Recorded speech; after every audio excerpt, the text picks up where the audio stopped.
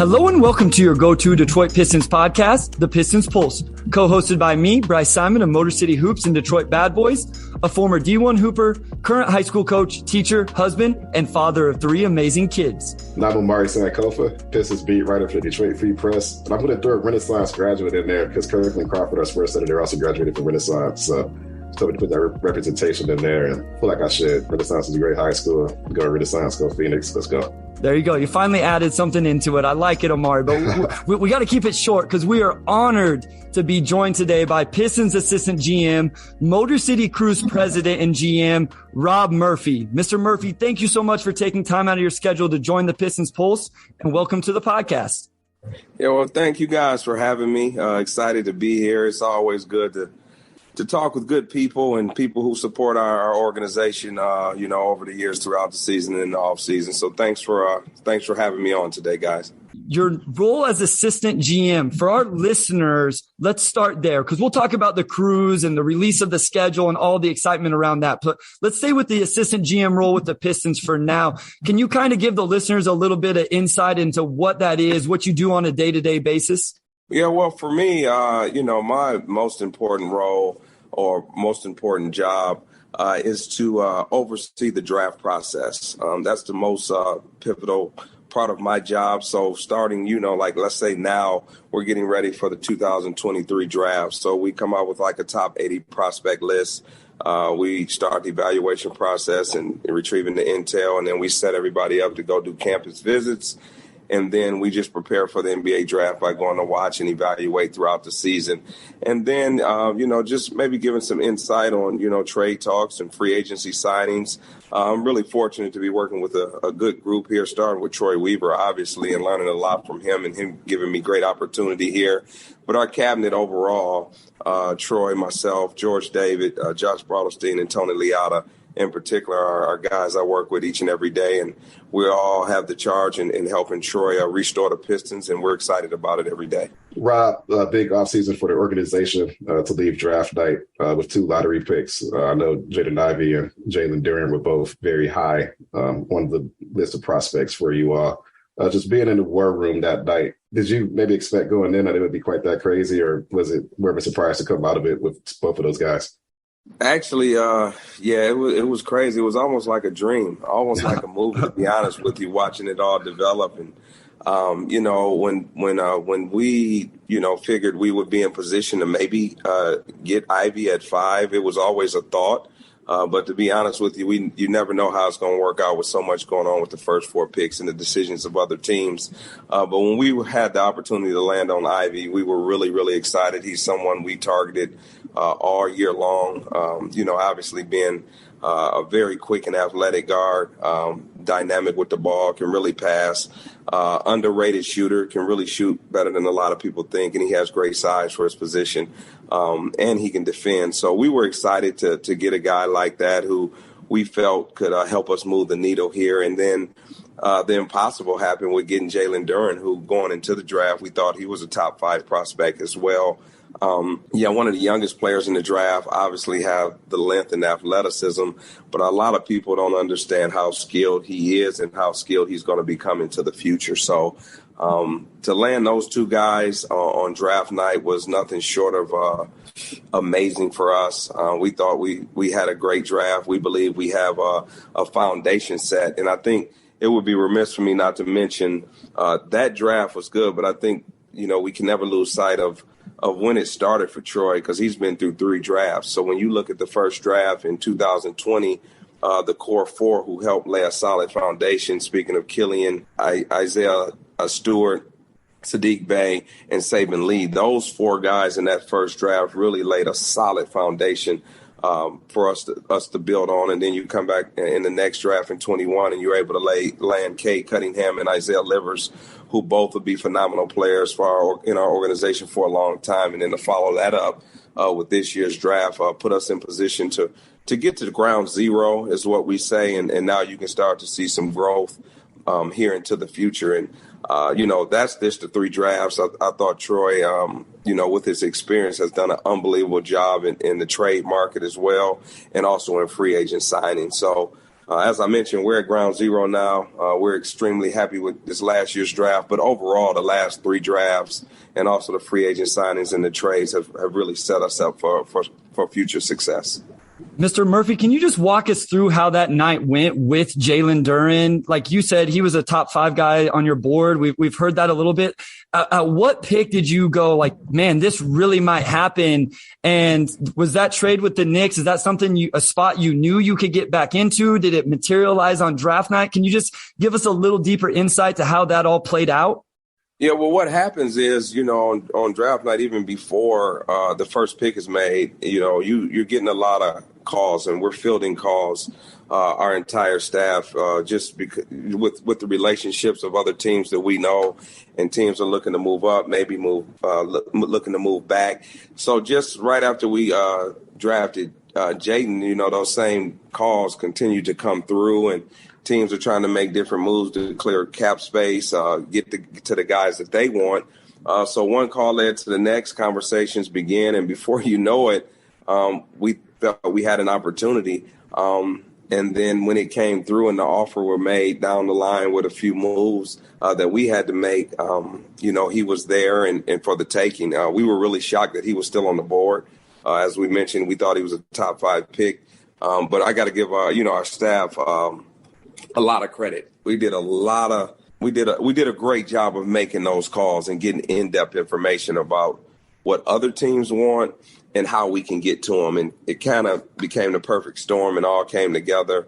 And we are still excited about that draft, and we have a bright future because of it. What have you seen both from Jalen and Jaden this summer, just as far as the work they put in the gym, but also just getting that chemistry going with Cade Cunningham and the rest of the guys? Well, I think for those 2 guys, one thing we noticed when we did our homework and watching them all year that they're extremely hard workers. So we can be here in the office as we are. And everything in the summer is voluntary, and you will look down and see those guys working out, whether they're in the weight room when they're in town or down on the court getting some individual work in. So it starts there with the work ethic. And I think, Troy has always mentioned we don't want to miss on the people. There are 2 really high quality young men who are great teammates. They get along together, but they also get along with all the guys. And nothing more has been more important to them than getting better, talking to our coaches, understanding what their role could be, and just seeking out, times to come in and work out extremely hard and just spend time with the guys over the summer. In summer league, I thought Jaden got off to a great start. Obviously, he got injured, but he was putting himself in position to be one of the best rookies in summer league, just with his showing the first game and a half. And I thought before Jalen's injury, that slowed him down a bit. He was on his way to having a great summer league as well. So those guys, work extremely hard. They're great teammates. They're high character young men. So we're looking forward to how they continue to develop in our organization as people and as players. So you talk about drafting the person, and we've heard that a lot. You talk about a great young man, and it seems like Cade Cunningham is all of those things, Mr. Murphy. Like, can you speak to Cade Cunningham's leadership within the organization as a rookie even last season? Because from the outside, it seemed like he just took the organization and he was a leader of grown men as a young man himself. Some guys, become leaders, and then some guys are born leaders. Cade Cunningham is a born leader. He's a connector. He does everything by example, and he's also able to communicate and teach guys on the fly as well. You have guys like Magic Johnson, Jason Kidd, Mark Jackson, some guys that when they hit the floor, guys just follow. And Cade Cunningham has been one of those guys. As good as a player that he is, he's equally the same type of connector and leader, which bodes well for us because anytime coach can have someone on the floor who can lead on the floor and get the message to the guys, and guys are willing to follow. And also when you're off the floor, he's great at communicating and being a great teammate as well. So I believe he's one of the best leaders in the NBA. I know he's really young and he has a lot to learn, but he's one of those guys who just is a magnet to. They listen to, and he leads by example. So we're really fortunate to have him in our program. Real quick follow-up, Mr. Murphy. Who is someone in the organization that's a leader that maybe we're not seeing? Is there another player, young, maybe a vet? I know there's lots of talk about Rodney Magruder, who got re-signed this offseason, that really steps up and fills those leadership roles. Maybe Corey Joseph. Well, what's amazing about this group and this roster, and again, we talk about not missing on the people. We have put together a great roster, and all of these guys are really good people, and they lead by example. But the vets like the Kelly Olynyk's, Corey Joseph, as you mentioned, Rodney Magruder, all of those guys are leaders. But I think because we have such a great group and these guys work extremely hard, it's easy for them to be led. So when you have guys like that that are willing to do whatever it takes to be successful, and they're about team first and individual second, it kind of bodes well with what we're trying to build. So we have a bunch of leaders, and everybody kind of leads by example, and it starts with Coach Casey and Troy, obviously. But the vets and Kelly Olynyk and Corey Joseph, as you mentioned, then you got Cade Cunningham, Isaiah Stewart, Sadiq Bey. Sadiq doesn't talk a whole lot, but he leads by example, right? And he works extremely hard, and probably our hardest worker, and could be one of the hardest workers in the NBA. So we have again, it goes back to that core four, but we have a great unit of really good guys that are willing to work hard for the sake of the team, for everybody to get better and continue to put us in position to win. We talk a lot about culture. Troy's talked a lot about culture since he's taken over, getting back not only to the old school Pistons, bad boys, going to work mindset, but just building a team that the city of Detroit can be proud of. Native Detroiters, so, of course, better than most what Detroiters gravitate toward. But also being a former college coach, what it takes to establish a culture, but also maintain it from year to year. For this Pistons team, how do you think this team has kind of followed that pattern this offseason, not only with the draft picks, but you add a few free agents as well? And kind of what have you learned about NBA culture versus maybe college culture? For us, it's funny because coming from the college level, I've been dealing with, student athletes, starting their recruitment process at 15 or 16 and getting them through my program, the ones that chose to come to Eastern Michigan, and then they graduate at 22. So if you look at our team, we have a really, really young team, and these are the ages of the individuals that I've been dealing with for the last 25 years. But what I've learned about our culture, and it starts with Troy and the things that he implemented in, and I can't say it enough, you can't miss on the person.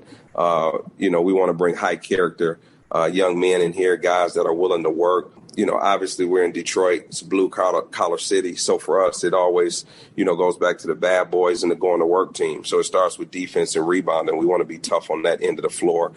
So we're bringing in guys who want to buy into that. The NBA has went to an offensive game where you want to shoot the three and you want to score a bunch of points.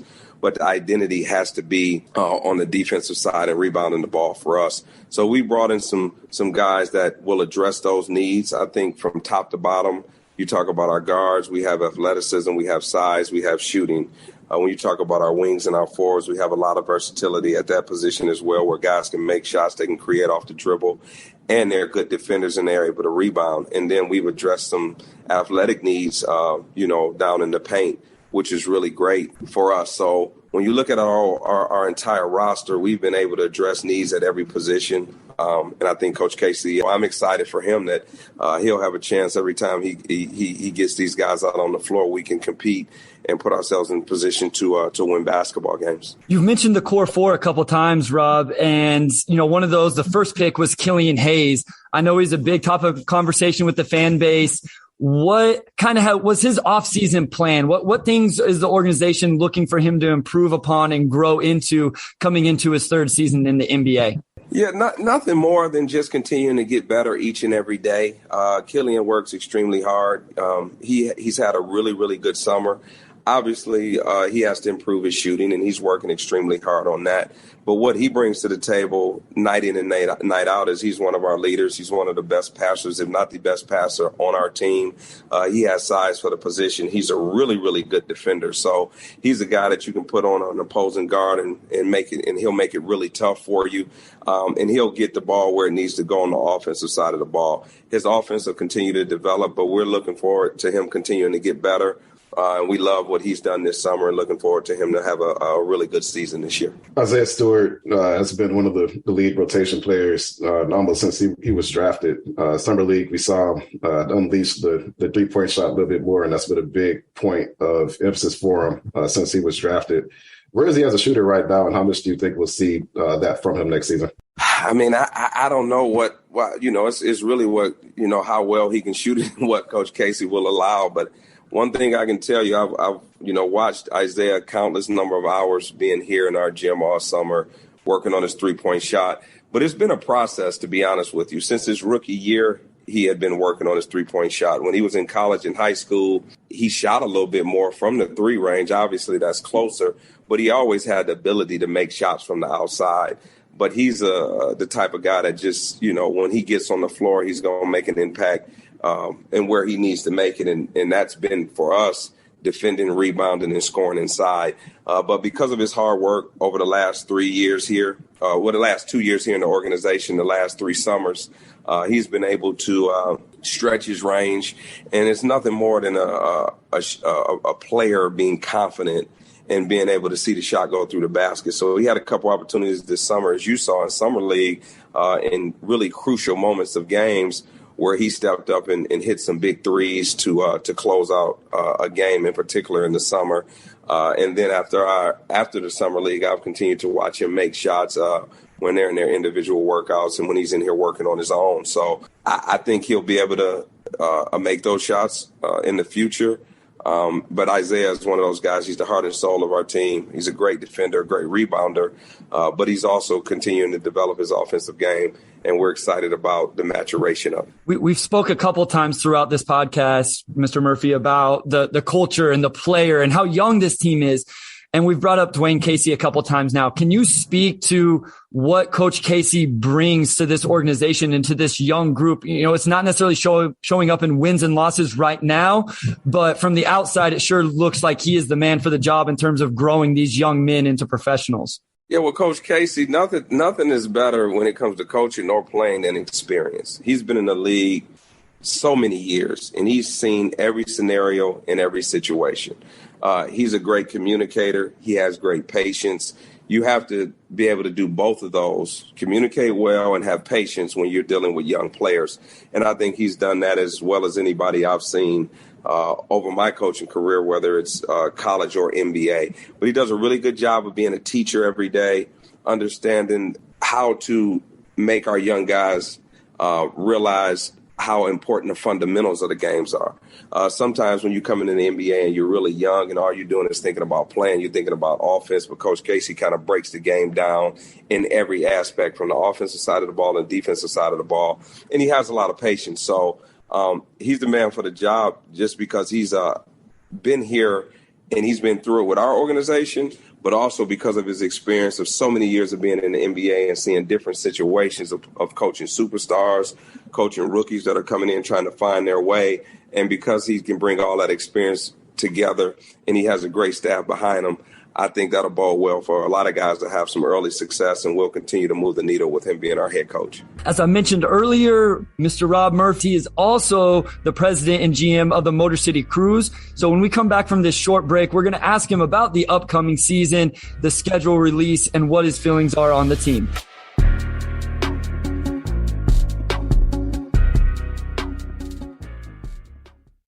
All right. Hey, Carlos, just a quick idea. How about if I say, hey, this is Sean Windsor, and you say, hey, this is Carlos Morales, and I'll go, and then we'll go back. You want to try that? Yeah, that sounds good. Okay. You ready? Yep. Hey, this is Sean Windsor. And this is Carlos Menares. And we are the team behind Free Press Sports with Carlos and Sean, where we are going to talk about, you guessed it, sports, but lots of other stuff. Like what, Carlos? Oh, we're going to talk about your favorite subject, Sean, food. Probably more food. Arts, culture, sports, TV, movies, you name it. If it's happened in Detroit, we're going to talk about it. And sometimes we're going to have guests in who obviously know a lot more than we do about just about everything. But we're going to have some Free Press journalists to talk about big stories, folks from the sports world. We're going to be out every Thursday. You can find this podcast wherever you find your podcasts, Apple, Spotify, Google Podcasts. We hope you'll join us. All right, we're back with Rob Murphy, Pistons Assistant General Manager and GM of the Motor City Cruise. The schedule for the cruise year 2 came out last Thursday, and they will open on the road against the Cleveland Charge on November 4th, and their home opener will be November 7th against the Windy City Bulls. Rob, what are you most excited for this season as far as just building off of last year's momentum, playoff bid in the first year, winning record? It was a pretty strong debut for the club overall. Yeah, I'm excited about a lot of things, Mari, to be honest with you. I mean, when I was hired here as the president and GM, being the first employee here, we never thought we would see the immediate success that we saw. So I think it's twofold for me. We had a really, really good season on the floor. We were able to make the Las Vegas Showcase Cup and get to the Final Four there. We were able to take that momentum in and have a great regular season, and we were also able to get the playoffs. In between all of that, we were able to develop our young guys for the Pistons, and we also were able to highlight our G League players as well. So everybody kind of benefited from the success of the Motor City Cruise on the basketball side. And I got to give Coach Baker a lot of credit in his first year as a head coach and taking over the helm here at the Motor City Cruise. And he put together a great staff, a great support staff, and those guys worked countless number of hours to put us in position to be successful. And then on the business side, being able to, outkick our coverage on the sponsorship partnership side of things, the ticket sales, being able to attract, the community and the Detroit and the surrounding areas to get people involved, all the game operations and things that we were able to put together in our new facility that we collaborated with Wayne State was nothing short for me of amazing. So in year two, I'm just, the most important thing for me is continuing to help develop our young guys. That's the most important thing. That's why we, the owner and Tom Gores and Aaron Tellum and everybody had this vision of bringing a G League team here to Detroit to help the young guys grow and be close to the parent team so it can be a unique situation for them to get better. And that has worked. So nothing is more important than that. But if we can continue to develop our young guys, continue to compete at a high level and win games, and also continue to get the community involved, we'll be doing the right thing. So I'm excited about that. So speaking of getting the community involved, the open tryouts for the Motor City Cruise are on September 14th. You have some local ties. You got some guys coming in for those tryouts. How's that going to go? We're always looking for local guys. We ended up losing Derek Walton. Obviously, he played really well for us this year. So he took his game, to Europe, and I think he'll continue to have a great career. But we're always looking for the next guy. But I think we have a great roster assembled as it is right now. We got two-way guys in Braxton Key and Buddy Boeheim, which we're excited about. Those guys will continue to grow, obviously, to get, better, obviously, with the Motor City Cruise. We'll have an opportunity to maybe help the Pistons as well. We brought in a point guard, Kiefer Sykes, who we made a trade for, so we're excited about him. Stanley Amude, Michael Potter we traded for. We're excited about him. So we have a host of guys returning. We've continued to, kind of scour the nation and continue to put the right pieces in place so we can continue to be successful. So when you talk about open trials, obviously we're looking still to fill the void, and we're looking for a big man and maybe a good wing. So I don't know who all has signed up, but I'm really looking forward to guys coming in here competing and trying to earn a roster spot for us. Mr. I got to ask, what does local mean? Because I live in Kansas, so does local stretch? Right. Is it the whole Midwest? Can I come in? Local does stretch. We have guys coming in from Ohio, Wisconsin, Illinois. Last year we had a player come in from Arizona. He flew in just to try out for the Motor City Cruise. So it's a local tryout, and that's kind of the name that we deemed it for, to have an open tryout for folks that are around and in the area where they can get here and maybe try out. But it has no limits. You can come in right now. If you can play the point and you can shoot, we got an open tryout position for you. I can do one of those things, and that's it, Mr. Murphy. So I have to show you a video of Bryce's shooting. He was a shooting guard at American University in college, so he's always looking to show off. Rob, you wear a lot of hats from a player evaluation standpoint. Draft, of course, G League. Amude was a guy who stood out during Summer League. How different is the process of just identifying players who are still scrapping their way into the NBA and can potentially come in and not only help the Cruise, but the Pistons as well? We saw last year with Jamarco Pickett. He came in and play some good minutes. How different is that, just how to evaluate G League players? I guess for me, all the hats I wore leading up to this opportunity here with the Pistons have helped me out, starting at the high school and grassroots level, at the AAU level in high school, recruiting 8th and 9th graders, and then, going on to Kent State, working at a mid-major, working at a high-level place at Syracuse where it was NBA players, and then on to Eastern Michigan back at the mid-major scene. So I've kind of evaluated, every aspect of a player. So when you really, you dive into it, you're looking for those diamonds in the rough. You're looking for guys that can be impactful on an NBA floor and have the ability to play with stars, right? If you're a star, most likely everybody's going to know about you. But you bring up a guy like Amude, he was a guy that was under the radar, played mid-major basketball for 4 years, and then took 1 year to get to Arkansas. And we were able to see him at Arkansas. But if you look back at the history of his game, he's been a consistent 35 or above three-point shooter. So we saw that right away. You saw the athleticism at Arkansas. So anytime you got a guy who can shoot and he's athletic, you automatically think 3 and D. He can be effective. He doesn't need the ball in his hands. He can maybe hit corner shots. He can do a few things off the dribble, but more importantly, he can defend. So anytime you get a guy like him, you want to bring him into your program and kind of see if he can grow. And plus, he's a high character young man as well and has done all the right things and works extremely hard. So that was our thoughts going into Amude. But each and every year, that's kind of what our thoughts are when we're looking at G League guys and hopefully bringing them into our program and giving them a chance to develop and hopefully become Pistons at some point. What can we expect from the two-way guys this season? Braxton Key, we saw him last year, and he had a really strong season with the G League, fulfilled a role with the Pistons as a little bit more of a scrappy defensive guy. And then Buddy Boeheim, of course, the Syracuse ties, but really kind of comes in as a shooter. Kind of what are your hopes and expectations for both of them? Yeah, well, I think with Braxton Key, he's one of those guys that I just described with Stanley Amude. He's a guy that, can be effective on the floor without the basketball. He has great size and length, being 6'8.5". He's an athlete. He can defend. He can create a little bit off the dribble, and he can shoot the ball from the outside once he gets his opportunities. He needs to become more consistent in that area. But just continuing to develop as an overall player as he's in our program, and we believe in him. Buddy Boeheim, obviously he's known for shooting. He was able to lead the ACC in scoring last season for Syracuse.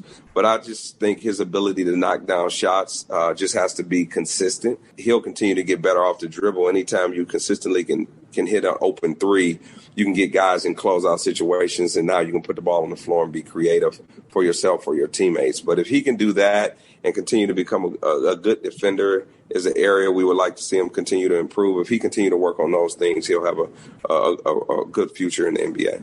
All right. So with the Motor City Cruise, how do you balance as you're developing this team or constructing this team, the winning games in the G League, but also developing players and using it as a funnel into the Detroit Pistons team? Well, I guess for us, it's all about the culture.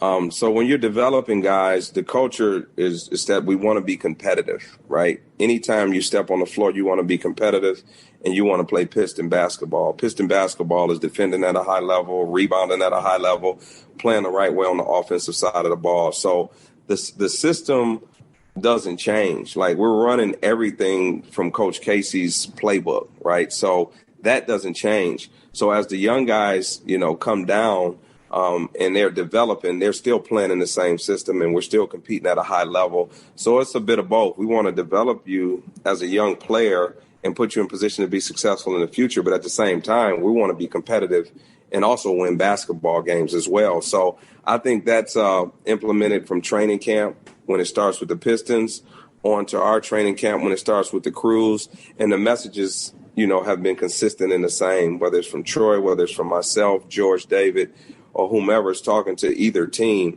The language doesn't change, which is most important. And Coach Casey and Coach Baker continue to communicate as well. So we're all on the same page with understanding the most important thing is developing our players in our program. But also we want to be competitive and win games while we're doing that. How critical was that G League experience for players like Saban Lee and Luka Garza last season? Just, of course, goes without saying, being able to go back and forth, same playbook. They're getting a lot of the same reps, but oftentimes with the Cruise, you can get a much larger role.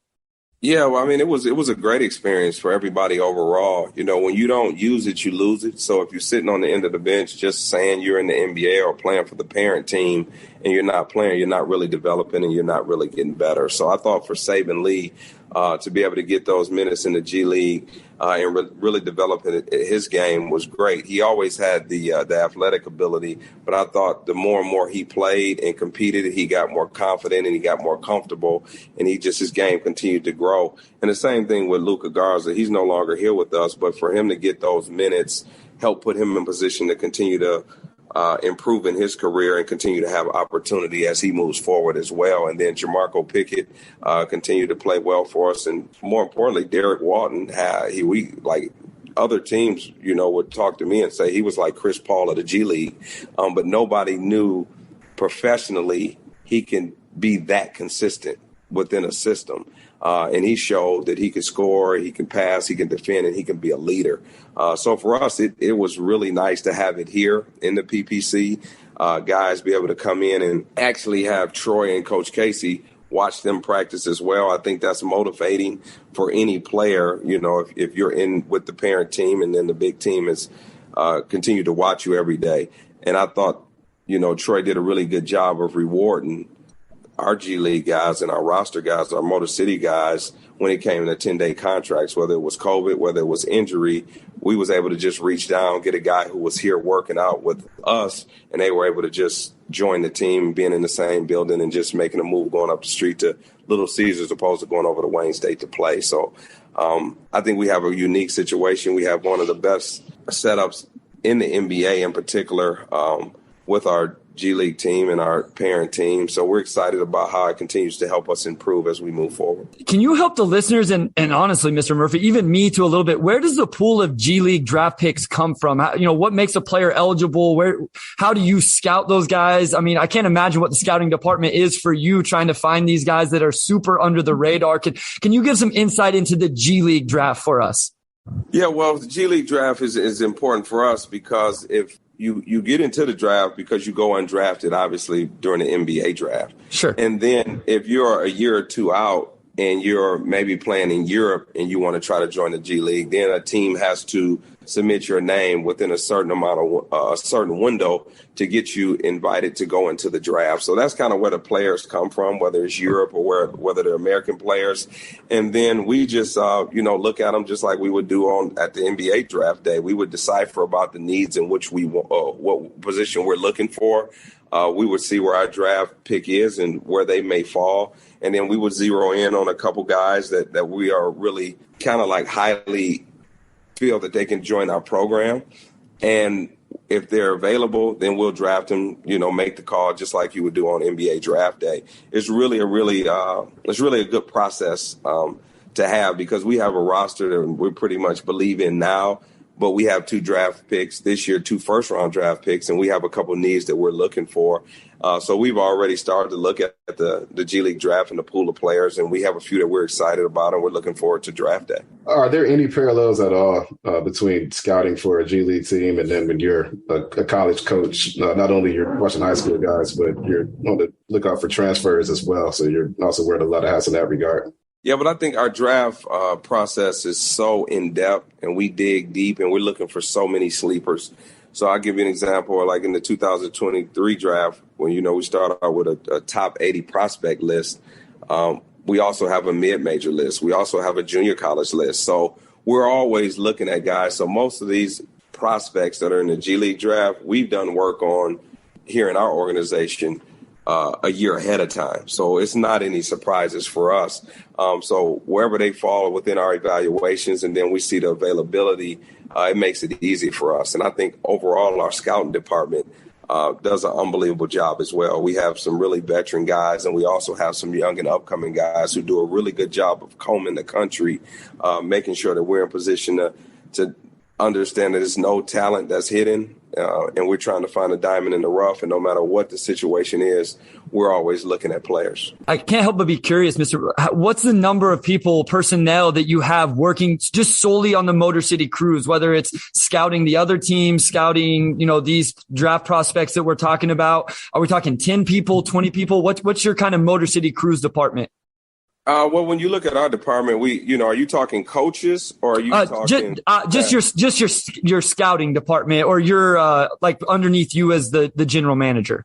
Okay, yeah. So for us, we all do it as one. So even the Motor City Cruise players are still evaluated by Okay. Scouts. Okay, I got and you. It just trickles down from there. So like I mentioned earlier, like anybody that went undrafted in this year's draft, they fall down to a tier. So our draft process might start with tier 1 guys, tier 2 guys, tier 3 guys, and then it drops down to maybe G League guys. So we've seen these guys over, the time of the year that we were scouting the college prospects or the European prospects. So we're already in position, and then everything just trickles down to that. And then we have a list of names that we've already looked at from different camps, whether it was pre-draft camp in Chicago, whether it was Portsmouth, or other camps that we've attended that we're watching prospects. Awesome. Got you. Rob, last season for the Cruise, just it being the first year, just a lot of getting things off of the ground as far as sponsorships or getting the team together, personnel together, et cetera. This upcoming season with a lot of that already in place, does that sort of enable you to maybe put on the NBA hat a bit more and get more into the Pistons draft aspect? Now that a lot of that establishing Cruise things is in the rear view now. Yeah, I'm going to kind of miss the hours put in of laying the foundation for the Cruise. I mean, for the first 4 months, we were just really laying the foundation and making hires and partnering up. Now that that's, over, I'm still going to, be involved in that aspect, because I think Motor City Cruise is about developing players, but it's also about making sure we continue to excel and get our community involved. I think that's underrated, how much of an impact that it can make and has made in the community, and the excitement we have and the momentum we have moving forward. And I think with our partners as well, I'm so thankful for UAW, Duo, They Say, and Elite Education, River Rouge School District, DPS School District, Henry Ford Health Systems. Like, we had so many people that were excited and jumped on board with us in our inaugural season for day one. So I don't want to, let that momentum go. But at the same time, being in my position here, I understand the most important team that we need to be successful is the Detroit Pistons, which is the parent team. So I'm going to do everything in my power to continue to assist Troy and our staff and Coach Casey and his staff to continue to move the needle in that regard.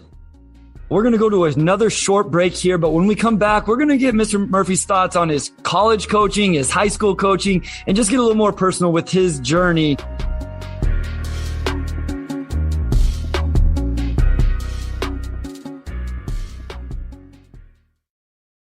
I'm Alyssa Robinson for the Detroit Free Press. When you wake up every morning, what's the first thing you do? Check your email? Me too. And when you sign up for our daily briefing newsletter, you'll get all the latest news sent directly to your inbox so you can wake up and be ready for the day. We also have newsletters about COVID-19 in Michigan, the latest entertainment headlines, as well as Woodward 248, a newsletter specifically for people living and working in Southeast Oakland County. And don't forget about automotive headlines and all the latest news from our Michigan sports teams. We have a newsletter for every personality and preference. Just head to freep.com/newsletters to sign up for any one of these great options and more. We're back with Rob Murphy, Pistons Assistant General Manager. Rob, it's great to have you on the pod. I mean, we're both native Detroiters, and, just to see someone in the front office who has that tie, I think is awesome. For you, for your journey to bring you to this point, just have you had time to kind of sit back and kind of reflect on everything that's brought you to this point now? And did you envision yourself being in the seat you're in now? Well, you always had dreams of playing at the highest level and working at the highest level. So I can't say I believed I would be here, but at the same time, I always envisioned it. Really, really thankful for the opportunity. Anytime you have an opportunity and you have the charge to do something special, you do everything you can to take advantage of that. For me to be able to be in Detroit and do it in the hometown in which I grew up in, and watching the Bad Boys in the early years and when I was in high school, and then the going to work team and understand the success this franchise has had over the past, 25, 30 years. For me, it's like a dream come true to be here, and I'm excited to be a part of what we're doing now. What is the thing you miss the most about coaching high school? And then what is the thing you miss the most about coaching college? Well, the thing I miss most about coaching high school is just the purity of coaching kids. And, you meet those 8th graders, 7th graders, 8th graders. When I was recruiting them and they're 13 and 14 years old and in the inner city of Detroit in the really rough areas. And as I'm recruiting them and trying to bring them to Crockett High School per se to play for me, it was just me wanting to see them be successful and have an opportunity to graduate high school with the opportunity to go to college and get an education like myself. So I missed the recruiting process in high school, and I missed the competitive nature I brought to the game and trying to win state championships. And I thought, in 2 programs that I was able to coach at in Central High School and Crockett High School, I made a huge impact, and they were better places after I left. And I'm forever thankful for those opportunities as well. Rob, also Eastern Michigan, pretty big name going there next season. Imani Bates. So before I forget, I just wanted to ask you, just any excitement there as far as seeing what he's able to do for the program? Yeah, well, I can't too much touch on him in particular as a college prospect, but what I will say is I'm happy for the Eastern Michigan program.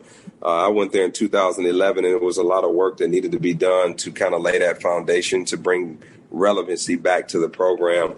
I believe over a 10-year span, me and my staff, we were able to do that. I left there as the second all-time winningest coach in program history, and in a 10-year span, we had the best graduation rate of any team in the conference, and we were top 15 in the country graduating student athletes. So I was very, very proud of that as well.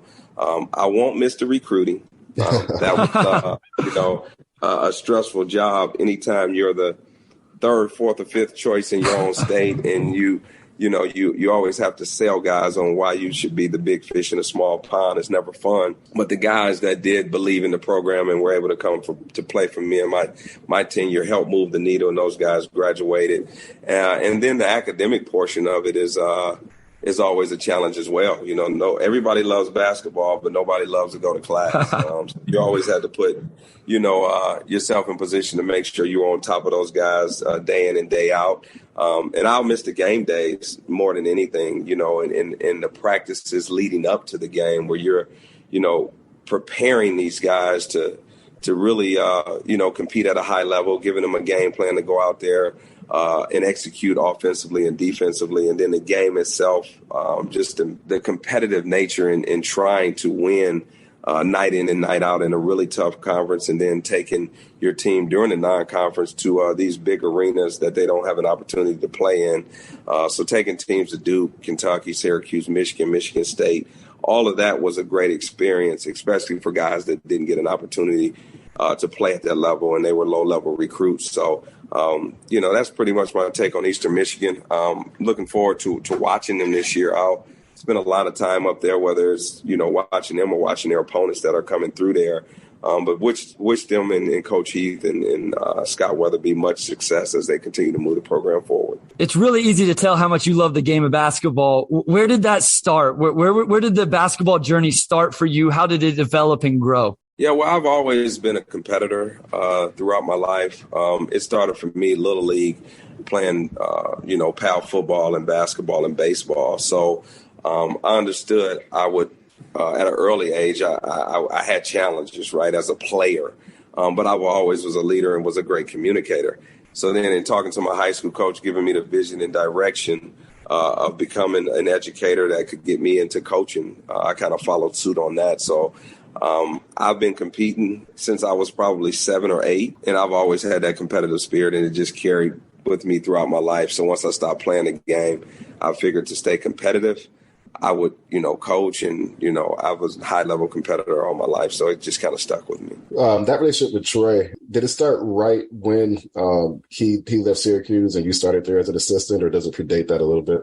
No, it predates that. I met Troy doing, a couple of the recruiting processes when he would, call, on me to give him information, whether it was about a high-level recruit that he may have been recruiting in Michigan. We met and developed a relationship, and then it was because of him that I got the opportunity to go to Syracuse and work for Coach Boeheim. He recommended that I replace him when he was taking a job with the Utah Jazz in 2004. And I'm very thankful that he thought enough of me that I could, at a young age, without any high major experience, go to Syracuse and help Coach Boeheim continue to build his program, who was already in a Hall of Fame coach, and the program had a lot of great tradition and history. So it predated to then, and we've been kind of, brothers since the day we met. So very thankful for his mentorship, his leadership, and his ability to give me opportunity. Mr. I'm going to be a little selfish with this next question. I've read your story, Carol Crane and Freep, James Edwards III with The Athletic, and I found it very inspirational to read about your life and some of the things you overcome. And I'm a coach, I'm a teacher. I have kids that I teach and coach that are, had some of the same struggles. What would be your message to them if I can play this podcast to them and something like this might mean something to them? What helped you overcome some of that adversity in your younger life? I mean, I think for me, just continuing to believe in yourself. For me, I'm a guy that's all about passion, desire, and belief. Those three words resonate with me heavy. I believe in anything you do, if you're passionate about it and you love to do it, it makes it easy to do. But then you have to flip then and have the desire to want to be the best at what you do. Anything that I've ever did, whether I was the best, I had the desire to be the best, whether it was playing football, basketball, baseball, running track. Academically, I always challenged myself. And then anytime I was given an opportunity to work for a head coach or lead a program, I wanted to be the best at that. And then just believing in yourself, not allowing anything to deter your belief in yourself. No obstacle is too challenging to overcome. I believe that that's a mindset. If you put your mind to whatever you're doing, you love it, you had a desire to be great, and the belief that you can do it, I think you'll be successful. And it also starts with that vision and direction that I talked about my high school coach gave me. A lot of times, and, I talk to kids, and coaches throughout my foundation and through mentorship, the first thing you got to do is have a vision, and that goes kind of hand in hand with the belief. And then to take the first step in the right direction on your journey to become whatever you're attempting to become. But if you're passionate, you have the desire to be great, and you believe in yourself, you'll be successful at pretty much anything you do. You mentioned your foundation that was founded in 2014. Just can you tell us a little bit about the Rob Murphy Foundation and kind of what you all work on as far as helping the youth in Detroit and looks like Ypsilanti as well? Yeah, well, our mantra is, every child deserves opportunity. It goes back to, I think about my childhood and the challenges I was, faced with. And my high school coach and my little league coaches came into my life and were the voice of reason for me and kind of led me in the right direction. So I know that there's a million kids around the country, more important for me, that are right from my neighborhood that have the same challenges and obstacles that I face. So for me, if you give a child opportunity, give him some vision and direction and allow him to believe, or get him to believe and motivate him to believe or she to believe, then they'll move in the right direction and have an opportunity to be successful. Me in particular, we have, our reading challenge, because I think literacy is a huge component of my foundation. Understand the importance of reading and educating themselves. That's extremely important. We have the gift of sharing, where we go to a few elementary schools, grades K through 6, and we give them a Christmas gift. Make sure every child in the classroom gets a Christmas gift, and we do something, obviously around Thanksgiving, giving back, whether it's a turkey drive, and then we do a back to school backpack giveaway. So for me, understanding the challenges and the obstacles I would face with, I know it's a million kids that need me or need someone to uplift them. So that's what my foundation is about, just giving kids opportunities to continue to excel and move in a positive direction. Love it. Mr. Murphy, before we let you go, anything else the fan base needs to know about the upcoming season for the Detroit Pistons, for the Motor City Cruise, and anything that's going on with the organization? No, for us, we just want to just play Piston basketball. We're going to be competitive. I know everyone's excited. We're now at ground zero, so we'll start to see the improvement as we move forward. And again, improvement is not always in the win and loss column for us. It's about continuing to get better each and every day. So we're excited. We are not setting any expectations, but each and every day, bring your lunch pail, be ready to work, be ready to play Piston basketball and compete at a high level. And we thank the fans for, continuing to support us. We have a lot of momentum going in the right direction. So have your patience no matter what we're going through and continue to support us, but we're excited about the future. Absolutely. And I do have one fun follow-up for you. We always talk food on this pod. Being born and raised in the city, what are some of your go-to restaurants in Detroit? Woo! Man, it's a lot of go-tos, depending on if you're talking high level or if you're talking like just lunch food. But for me, I like to spend a lot of time in Detroit, and I like to be, downtown. So I go to San Morello. I go to Prime and Proper. Those are two of my go-tos. I love running over to Yum Village, during the day. They have some great, great food. Those are kind of like three of my go-tos. And then it's a host of others and a host of a lot of other spots that I could recommend. But downtown Detroit and midtown Detroit is on the rise. It's really come together over the last 4 or 5 years, and it's going to continue to grow. So I'm excited to be, part of the fabric of this city. I live in Detroit, which I think is important. This is my hometown. Troy Weaver lives in Detroit as our general manager, who's leading the charge here. So we're excited about Detroit Piston basketball. We're excited about our community, and we're going to do everything in our power to continue to make our fans proud and our organization proud. Mr. Murphy, the question Omari really wanted to ask is if you put chips on your sandwiches. This has been a huge debate on the podcast. No, I did not want to ask. You don't have to. You don't have to. No, you don't have to answer that. I don't have to answer that.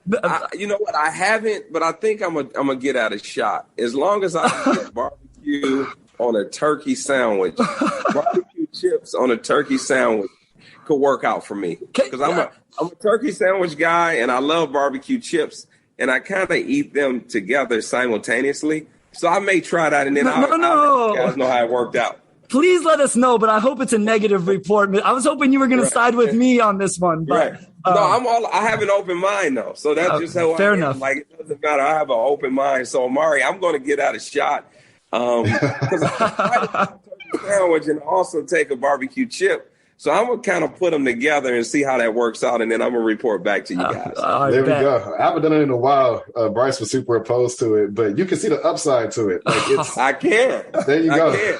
Mr. Murphy has more important stuff to do. Don't convince him of this stuff. But we got to get you back on the pod, and we'll get your report on that. Thank you so much for joining us, taking the time. We're so excited for the Pistons season, the Cruise season, the direction of the organization. I know the fan base is. Thank you so much. This was incredible. Yeah, thanks for having me, guys. I really enjoyed being here and being on with you guys. And anytime you need me, I'm a call or email away. I look forward to it. Yes, sir. Absolutely. Thank you so much, Rob. We appreciate it. And we'll do it again. Big thanks once again to Rob Murphy for joining us on this week's The Pistons Post. Shout out to our editor, Kerry Jr. II, our sports editor, Kirkland Crawford, and our executive producer, Anjanette Delgado. Also, big shout out to Wes Davenport. We'll see you all next week.